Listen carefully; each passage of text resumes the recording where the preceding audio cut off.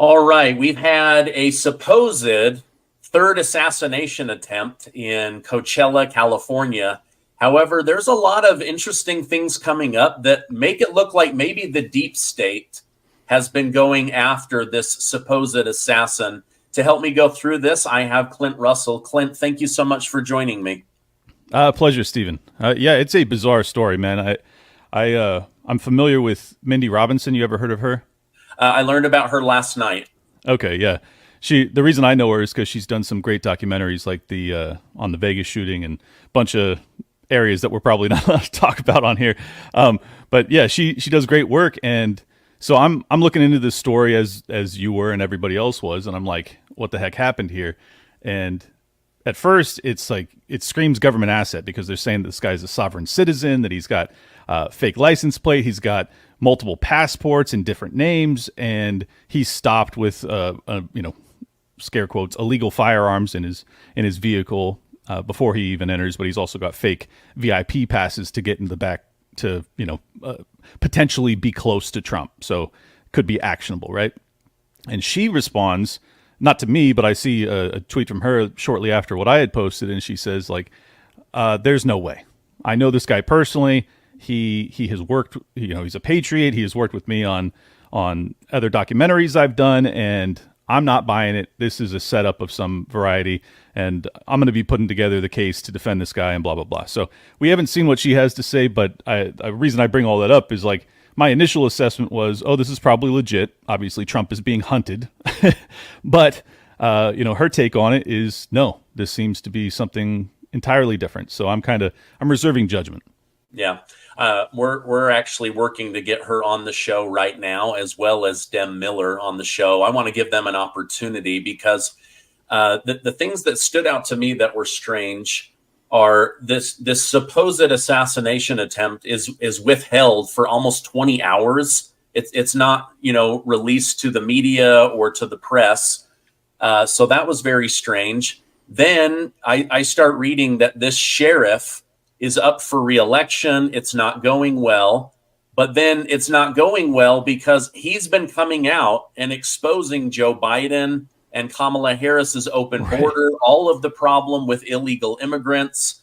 Also, he's openly talked about, I believe there's 53 sheriffs in all of California. Past governors of California have met with them every 60 days. He's never met with Gavin Newsom in 5 years. Wow. So Gavin Newsom has no regard for criminals. He does not care about the statistics, any ideas for how to change that. But then you start digging into this Vem Miller guy, and there's just a lot of things. It looks like he is like a raging Donald Trump fan. I'm sure you saw pictures on the internet, but he's been with Steve Bannon. He's been with some of the biggest names in the Republican sphere of influence. I don't know. Like, what is your gut telling you? Do you think that this was maybe something that got blown out of proportion, or just the fact that he had fake license plates set off alarm bells? I think you nailed it. The second option there is that, if this guy is in fact a sovereign citizen, those are the people that believe that the government's illegitimate and that they don't abide by their authority. So therefore, they're going to basically do a bunch of things that are illegal in the system we actually function in, which is, have their own IDs and not worry about firearm registrations or anything like that. So I think that it could be as simple as that this guy is just an off-the-grid kind of oddball that when he arrived at a Trump event and he's done a bunch of strange things, that they've just assumed the worst because they're on heightened alert because Donald Trump has been attacked twice in the past 75 days or whatever it's been now. So I think it's probably that simple, but it's very early. It's been 24 hours or so since the story broke. I'm still reserving judgment, but I did see what you saw, is that he's got photos. I mean, photos that you would see like me, because I was just at the rallies in DC with I took a photo with Jordan Peterson and Russell Brand and a bunch of high profile conservative influence types, and he's got all these photos too. And Vivek, who's a friend of mine, and it's like this. If he was actually going to do something to Donald Trump, this guy was running extraordinarily deep cover because he's friends with a ton of conservatives. He's taking photos with conservative, influencers and elites. It doesn't add up. And the fact that Mindy and a bunch of other people have came out with personal testimonials saying, I know this guy, I've worked with him for years on documentaries, etc. I just don't think I'd be surprised if he's some incredibly deep cover asset that, decided to do this. It just doesn't make sense. And then on top of that, if these reports are correct that there was actually a $5,000 bond that he was released, well, then none of this makes sense. Because if you actually think he was there to try and take out the president of the United States, or former or future, you don't release him on bond. Come on. Yeah. No, again, lots of things not adding up. Originally, I broke the story as breaking news, but then now, as I've had time to dig in, I mean, he would have to be, I don't know if you've ever heard of this guy, but there was a pastor in Germany by the name of Bonhoeffer, and he got into the good graces of Adolf Hitler and was brought into all of their private meetings. And secretly, he was there to assassinate Hitler. He had a briefcase bomb that went off. Hitler took a last-minute phone call like 10 seconds before the bomb blew, and the guy ends up in jail and dies. So I doubt that this is a Bonhoeffer hero situation. But yeah, this Robinson, Mindy, she pointed out that he was exposing how the federal government had tried to take over the Bundy Ranch many years ago. He was doing this deep state corruption documentary, talks about how he's pro Second Amendment, he's pro Donald Trump. He did this documentary on the Las Vegas shooting, which also has a lot of connections to the federal government. And then this sheriff, and now the sheriff is coming out saying, hey, listen, it was our job to protect the former president.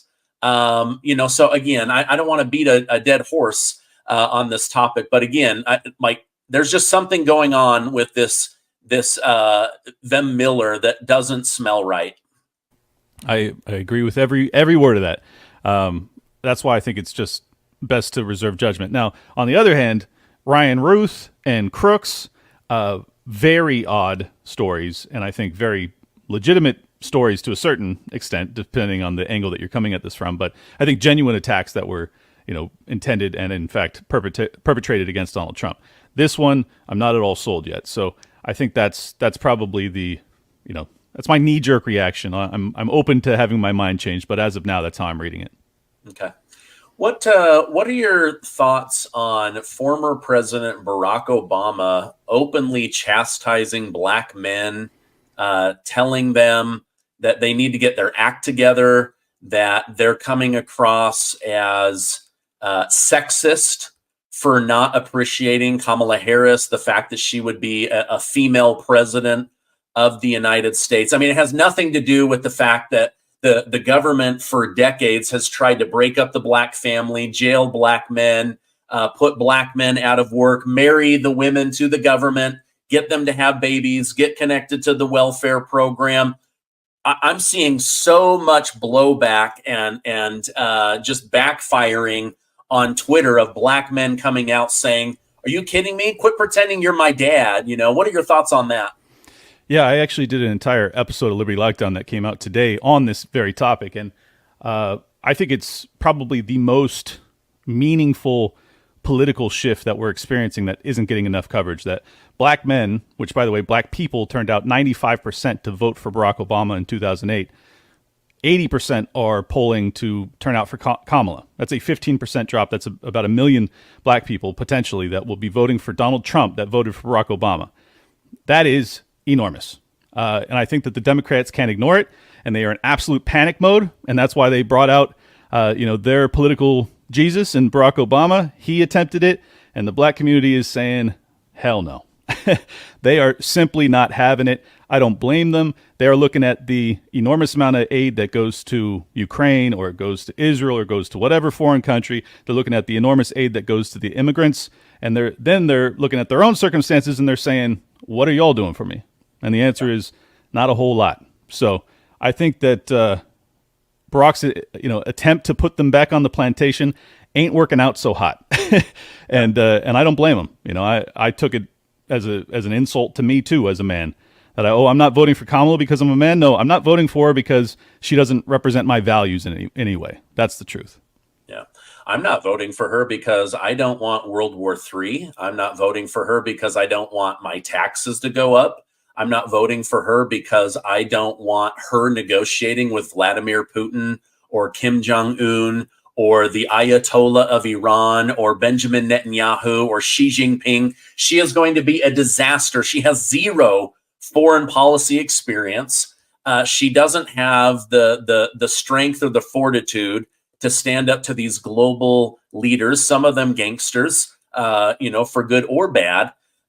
She just doesn't have that experience. And for that, I mean, that's just like a handful of reasons. Has nothing to do with the fact that she is a woman, even though the Democrat Party refuses to admit what a woman is. I know what a man is. I know what a woman is. I don't really care about that. I want strength in a leader. I want brilliance in a leader. I mean, look at Tulsi Gabbard compared to Kamala Harris. I mean, it's night and day, the difference between these two women. So yeah, I agree with you. But the blowback among the Black community, especially among Black men, as I'm watching this on YouTube and on Twitter and TikTok, I'm just like blown away. And I think you're right, Clint.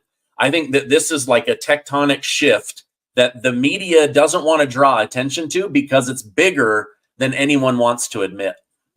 And on top of that, it's, still a huge percentage of Black women are going to turn out for Kamala because they're still kind of ensconced in this identitarian worldview. But when it says 80% of polling of Black people, that means that even a lower percentage are going to turn out for her of Black men. That means that like probably 30 to 35 or maybe even 40% of Black men are strongly considering going for a Republican. That is huge. That's never, ever happened before, or at least not in my lifetime. And I don't know that the Democrats can recover because, so many of the Black folks live in the cities. The cities have always been the strongholds of Democrats, politicians. And if they lose them, it actually could put, GOP candidates back in play in some of these cities. So I think they overplayed their hand and they are regretting it currently. Yeah, no, I agree with you. Well, and there are like so many strong Black men and women within the GOP now. Just so many of them. I love hearing from them at the different events around the country. Such powerful voices, such incredible information that they're sharing. Byron Donalds is a couple hours from me, and he's very impressive. Yeah, for me, it was like, okay, do I want J.D. Vance? Do I want Vivek? Or do I want Byron Donalds? Those were my three. I really liked Tulsi Gabbard, but I don't know that she was quite there on the VP. She's also trying to have a baby. Maybe, now's not the best time for this, but I think she definitely plays a huge role in the GOP down the road. But Byron Donalds, he would have been amazing. Vivek Ramaswamy would have been absolutely amazing. What are your thoughts on, Donald Trump is up by 700,000 votes on election night 4 years ago. And then suddenly we wake up and Joe Biden's declared the winner of Pennsylvania. Now it's showing that Donald Trump is +3 in Pennsylvania. In most cases, Republicans only have to be within 3 to beat Democrats nationwide. He's up 3, which means he's really potentially up, 5 or 6. What are your thoughts on him having such a strong lead now in Pennsylvania?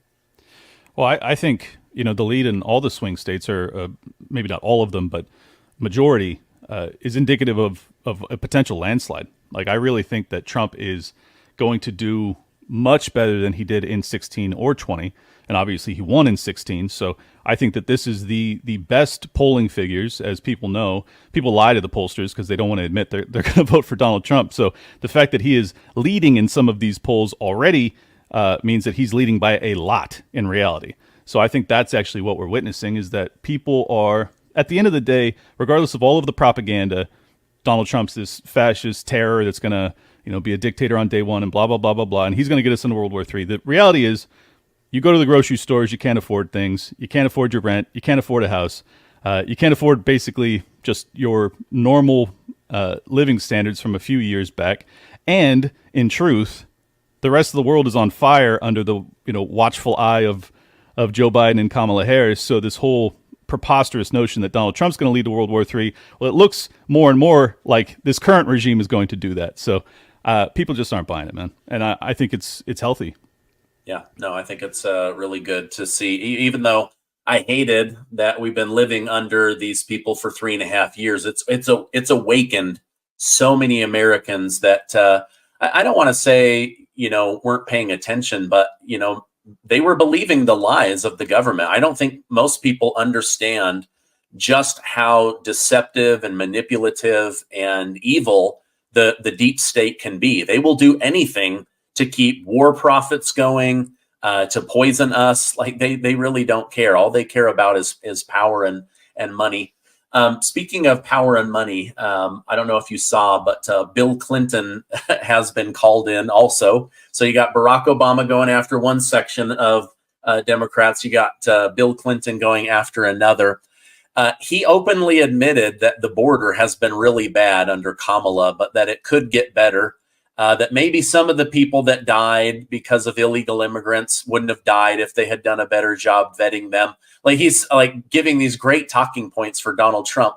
But like he's also been campaigning and nobody knows who he is. Do you think that he's just become kind of a forgotten president because of his sex scandal, during his time? Or is Hillary Clinton just such an alpha female that she's completely eclipsed a former U.S. president? I think the truth is that, I'm getting up there in age and I barely remember him in power. So a lot of people, in their early 30s or their 20s who are all now voters have no idea who this guy is. He's like Jimmy Carter to me when I was growing up. It's like, you have no bearing on my life, bro. So when you come into my McDonald's and you start to talk to me like, you're someone important, I'm going to be like, oh yeah, I'm so glad Joe Biden's here, which is exactly what happened. I thought it was hysterical, honestly. Yeah, no, I agree. It is funny though. They are doing everything they can to keep Joe Biden away from Kamala events because now he's the one dragging down her ticket, where as of June, it was her that was dragging down his ticket. I guess it just depends on how much billions of dollars they're throwing behind one of their candidates. But, she went from the worst vice president, most unpopular, to better than Barack Obama, although I don't buy that. I don't think she's going to get as many votes as Biden or Obama, but I could be wrong. But do you think she has the same clout as Obama? Kamala Harris? Yes. Do you think she does? No. She's got basically negative charisma. She is a whole cloth creation of the focus group regime candidacy. So nowhere close to it. Yeah, no, I completely agree with you. Clint, are you there? All right.